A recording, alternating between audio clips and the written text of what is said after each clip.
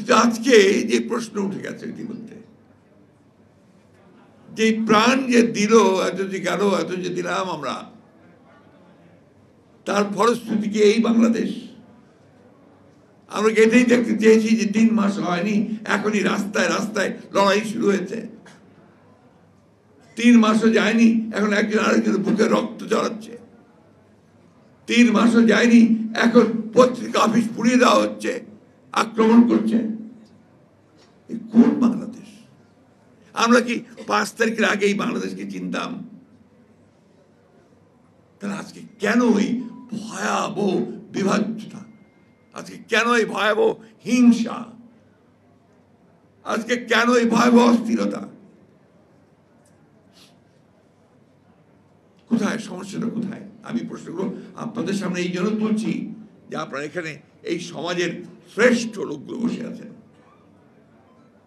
আপনার ছাত্র জীবনের শ্রেষ্ঠ ছাত্র ছিলেন, আপনার কর্মজীবনের শ্রেষ্ঠ, আপনারা আমাদের মানুষের কাছে, সাধারণ মানুষের কাছে আপনারা দেবতা, আপনার চিকিৎসক। তাদের সামনে এই প্রশ্নগুলো আমি তুলছি। আর কত এই বিভাজন নিয়ে, আর কত এই ঘৃণা নিয়ে আমরা বাংলাদেশকে টেনে উপরে তুলবার চেষ্টা করব?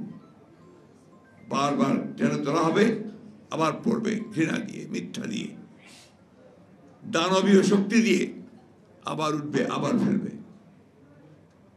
আমি এই কথা আজকে এই জন্যই বলছি যে মিলন যে প্রাণ দিয়েছিল, এখানে আমরা সবাই অনেক গুণগান করলাম, অনেক কথা বললাম। যারা এখানে আছেন তারা অনেকেই তার সঙ্গে সরাসরি যুক্ত ছিলেন, সেই আন্দোলনের সঙ্গে।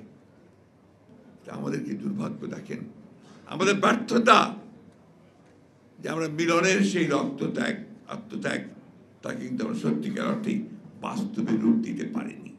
আর আজকে এই 24-এ আবারও আমাকে ওই ভোটের অধিকারের জন্য চিৎকার করতে হচ্ছে। ভোটে না আইরনি? কোন জাতি আমরা? কোন জাতি? এই কথাগুলো কি আপনারা কখন নিজেকে জিজ্ঞেস করেন? এবার তো সুযোগ এসেছিল সবাই মিলে একসাথে একজোট হয়ে আমরা একটা পরিবর্তন নিয়ে আসি। ছেলেরাও ছিল সামনে, আমরাও ছিলাম, সবাই মিলে তো আমরা পরিবর্তনটা আনার কাজটা করতে পারি। 3টে মাস হয়নি এখনো, এই 3টে মাসের মধ্যেই আমাদের সেই আসল চেহারা বেরিয়ে আসতে শুরু করেছে। এইরকম চেহারা নিয়ে কোনোদিনই সাফল্য অর্জন করা যায় না। যতই বড় বড় কথা বলি, যতই লম্বা লম্বা বক্তৃতা করি, বিশ্বকে এক করার চেষ্টা করি, হয় না। আমার নিজের ঘরেই যদি আপনার সেই বিভাজন থেকে যায়, বিভেদ থেকে যায়, আমি সেটা কখনোই ঠিক করতে পারবো না।